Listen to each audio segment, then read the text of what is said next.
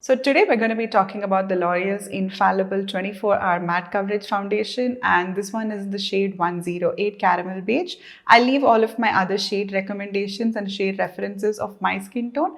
That way you can identify what's yours down in the description bar below. So this is a full coverage foundation. This contains an SPF of 16 with PA+++. It claims to be a long wearing foundation. So let's check it out while we do the wear test to see whether it is actually. So I'm just going to get started with my demo and I'm going to show you how it works on my skin. Okay, so now I'm going to show you the application process using the L'Oreal Infallible one. I just have my moisturizer on my skin. I use the Innisfree Green Tea Seed Moisturizer. So I'm going to take some foundation and let's just go across my entire skin.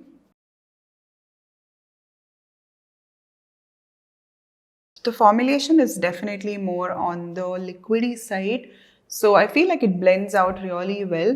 It has really good coverage. You can see that it's covering up my acne spots and marks really well. And I have some really huge ones on my skin. And it's doing a fairly good job of covering up any discoloration around my mouth too. Blends pretty well, blends really well. And I think like you can really finish up a full face within like a minute or two. So I think it moves really well because it's pretty liquidy and I like that consistency. I do not like a very thick consistency of foundation. So right now with whatever is left, I'm just going to go ahead and try to layer it upon the areas where I want a tiny bit more coverage, like the cheek area with a little bit of pimples. And I think it's overall covered really well. So coming to my experience in using this product, I like the packaging a lot. It comes in a plastic tube. You can basically just squeeze it out. It has a really tiny nozzle, which is perfect in case you just want to use a tiny bit and not waste product.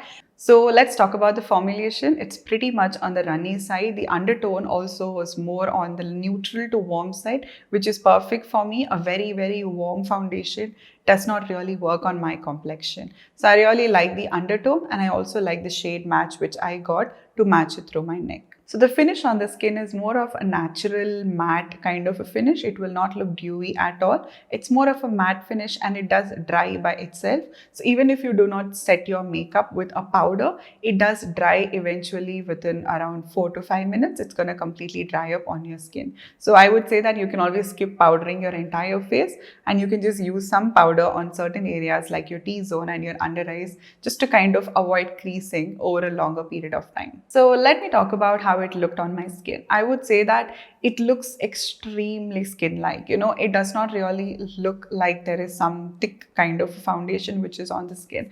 I think that's because of the runniness of this foundation. So it's more of a liquid formulation rather than a much more thicker cream kind of a formulation. It spreads out beautifully. It's just like a very good even blend.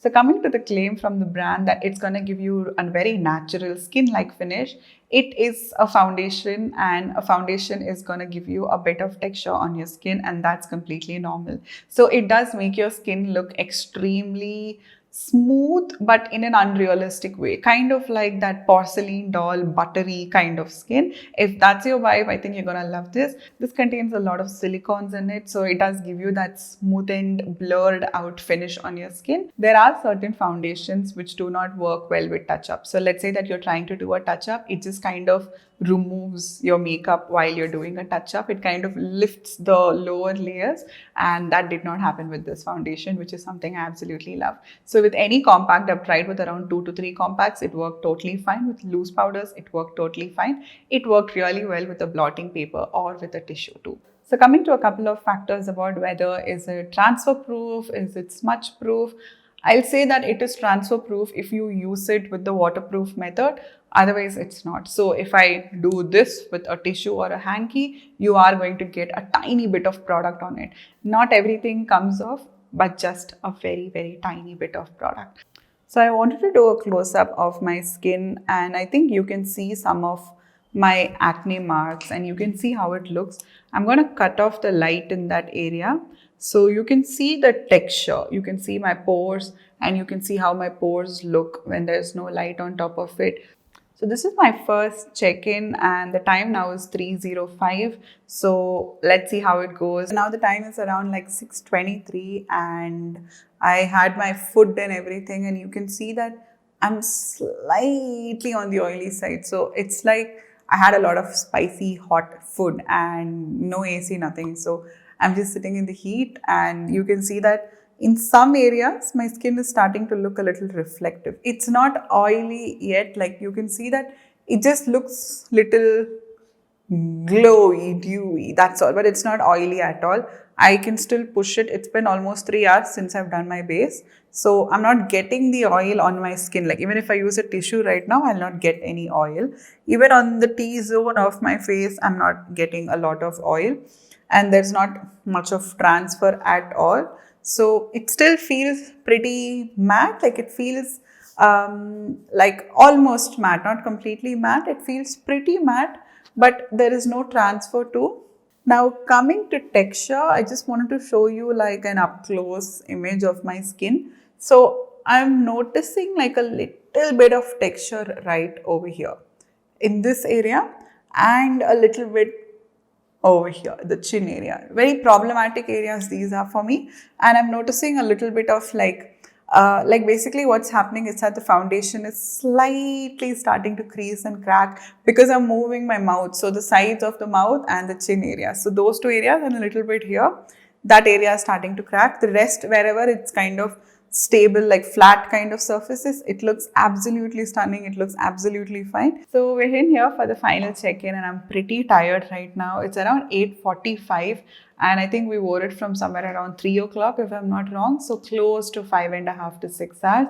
I think that it's held up pretty well on my skin because I had no touch-ups and like no setting spray, none of that. So I think overall it just looks really good. Like even my lipstick is looking really good. So I think like overall the finish is really good. I've gone through 2 meals at this point of time, and when I eat I usually sweat.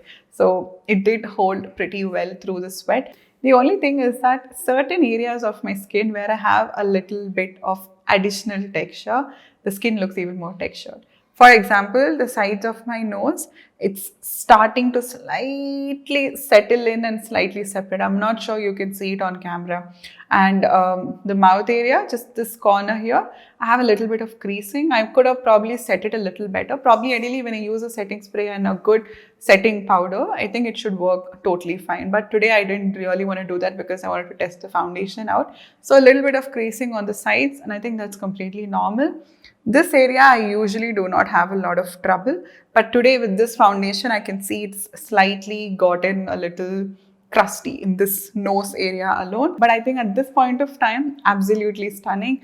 Very, very, very good formulation. Definitely you can grab this one if you're looking for a mattifying foundation and if you have extremely oily skin. This is not going to make you regret it. Let me know down in the comment section below on which other product you would like me to review, and stay tuned for more. Until next time, bye-bye.